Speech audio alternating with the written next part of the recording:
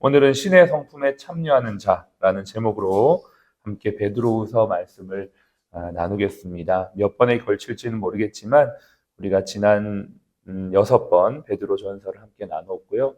이번엔 또 베드로후서를 함께 나눕니다.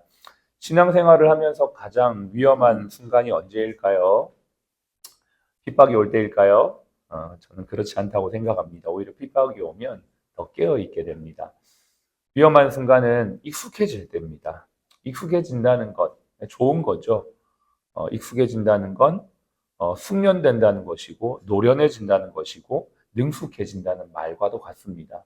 동시에 익숙해진다는 건 매너리즘에 빠진다는 말이고 초심을 잃는다는 말이며 열정이 식는다라는 말과도 같습니다. 하나님과의 관계에 있어서 가장 위험한 순간은 바로 익숙함입니다. 익숙함이 삶이 되면 나태함이 되고 나태함이 삶이 되면 죄가 됩니다.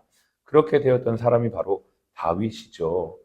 하나님의 은혜로 그가 하나님 앞에 기름을 부음을 받고 제2대 이스라엘의 왕이 될 것이다 라고 하는 택함을 받았을 때 그 사실을 알게 되어진 사울은 직감적으로 다윗을 죽이려고 합니다.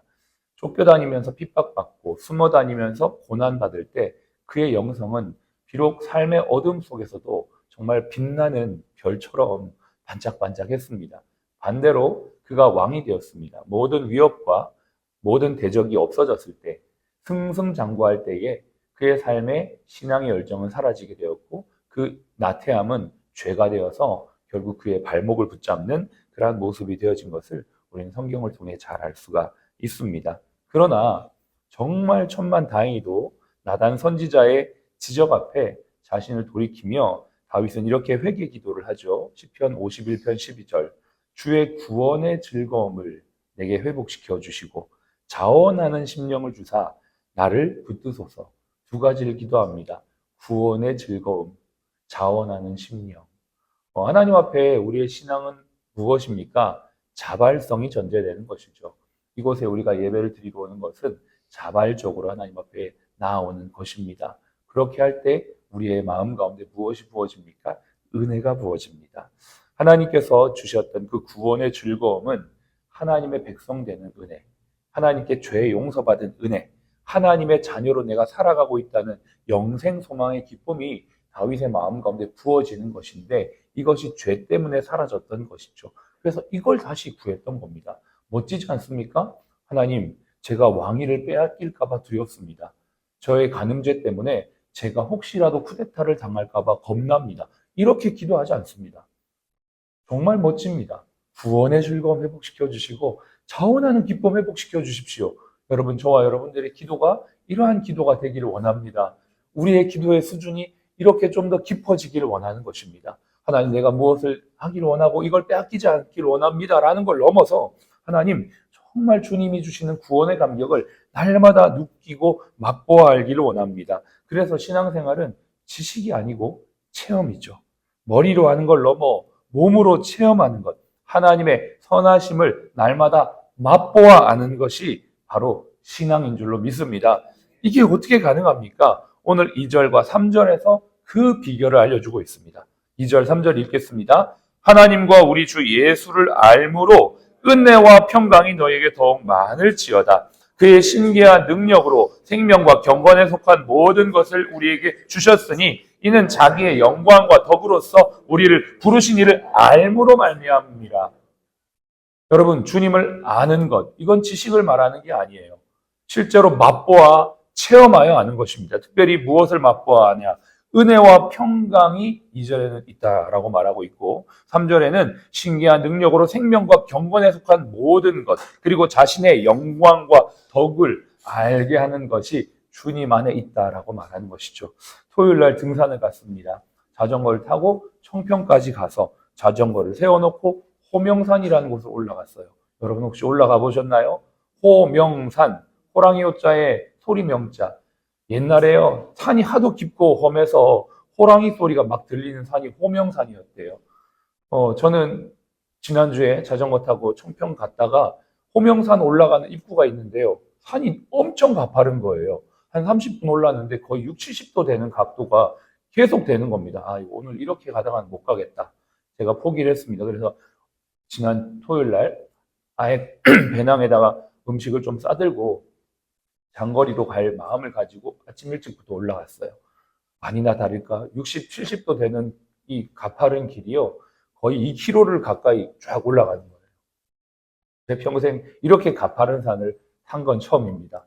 이 줄이 있는데요. 줄이 없으면 못 올라갑니다. 그런데 올라가는 동안엔 힘들었지만 그 능선을 따라서 호명 호수를 따라 쫙 가는데 숲길이 너무너무 아름다운 거예요.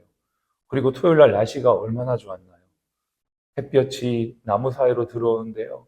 햇볕과 바람이 부는 소리, 산새가 정말 종류별로 우는 소리를 들으면서 말 그대로 산에 푹 잠겨 산을 맛보고 왔습니다.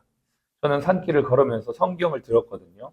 성경을 한 3시간, 4시간을 연장으로 쫙 들으니까 제 안에 기쁨이 정말 폭포수같이 흘러 넘치는 것들을 경험했습니다. 제가 묵상을 하는 가운데 그런 생각이 들었습니다.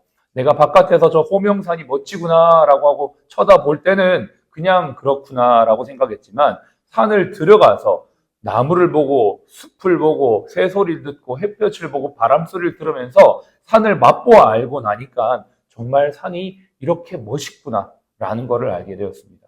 이와 같이 우리가 하나님을 아는 것도 그렇습니다.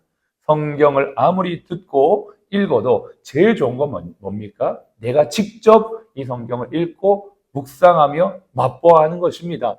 설교는 성경을 알 수 있도록 여러분에게 더 성경을 읽을 수 있도록 동기를 부여해주고 자극을 주는 역할도 있는 것이죠. 여러분들이 정말 성경을 통해서 내 영혼이 구원받고 은총 입어 중한지진 벗은 자인 것을, 그래서 어디서나 주 예수와 함께 동행하는 기쁨을 누리는 하나님의 자녀인 것을 아시기를 축복합니다.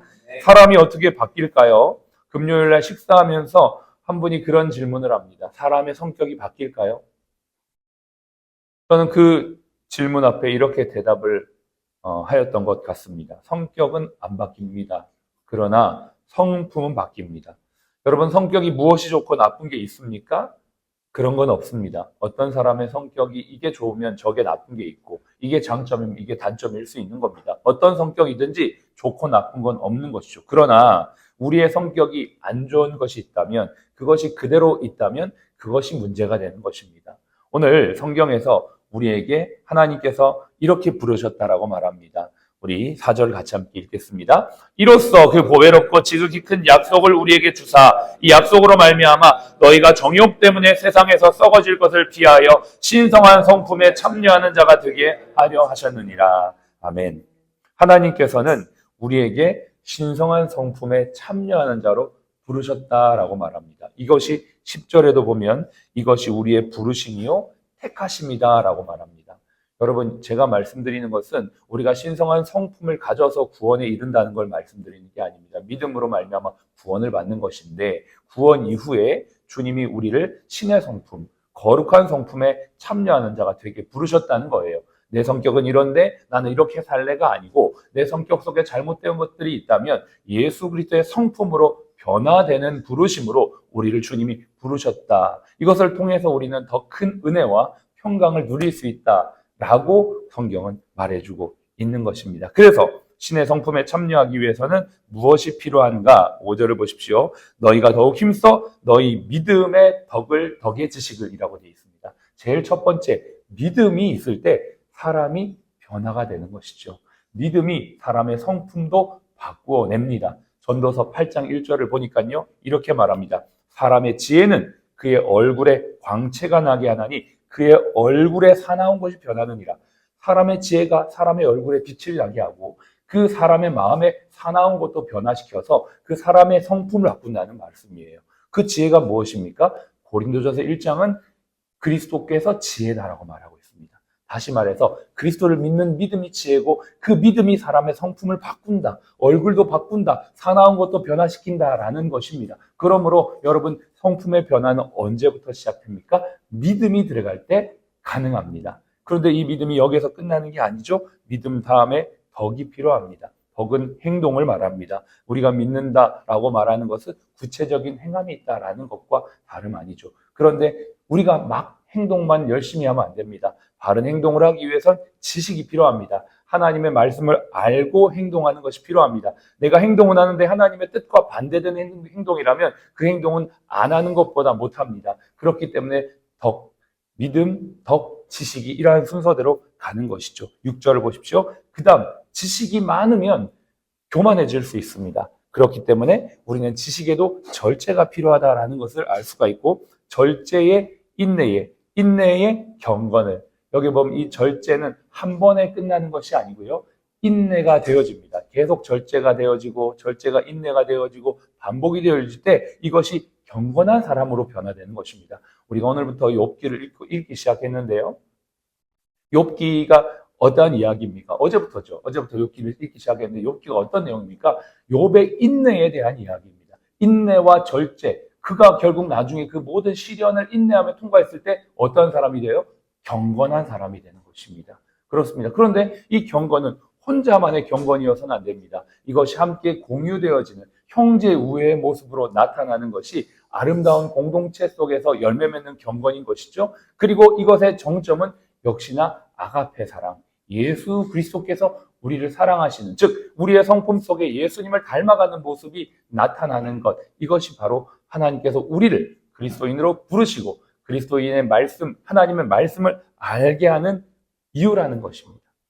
이 베드로후서 1장 1절로 11절의 말씀, 그래서 우리가 이러한 삶으로 이 한 주 동안도 주님을 알아가는 자들이 되기를 축복합니다. 8절 함께 읽겠습니다. 8절과 9절인데요. 8절 9절. 이런 것이 너희에게 있어 흡족한즉 너희로 우리 주 예수 그리스도를 알기에 게으르지 않고 열매 없는 자가 되지 않게 하려니와 이런 것이 없는 자는 맹인이라 멀리 보지 못하고 그의 예체가 깨끗하게 된 것을 잊었느니라. 이러한 것들이 선순환이 되어서 우리가 하나님을 더욱더 알기를 사모하게 되고, 내가 정말 죄 용서받고 구원받은 하나님 자녀라는 이 기쁨이 우리 안에 넘침으로 말미암아 계속적으로 주님을 닮아가는 삶이 선순환적으로 일어나는 삶, 이것으로 우리를 부르셨다. 그리고 반대적인 삶, 내가 정말 영적으로 맹이 되어지고 죄가 깨끗하게 된 것을 알지 못하여서 정말 내가 은혜 받은 자인 것을 깨닫지 못하여서 계속 영적인 변화와 성장 없이 살아가는 삶의 모습이 아닌 삶으로 우리를 부르셨다라고 주님이 이 말씀을 통해 말해주십니다. 주님이 오늘도 말씀 우리를 도전하십니다. 우리 모두가 신의 성품 예수님을 더욱더 닮아가는 일로 이 한 주를 살아갈 때 우리를 통해 주님의 뜻, 주님의 나라가 확장되게 될 줄로 믿습니다. 이 한 주가 되시기를 주의 이름 축복합니다. 기도하겠습니다.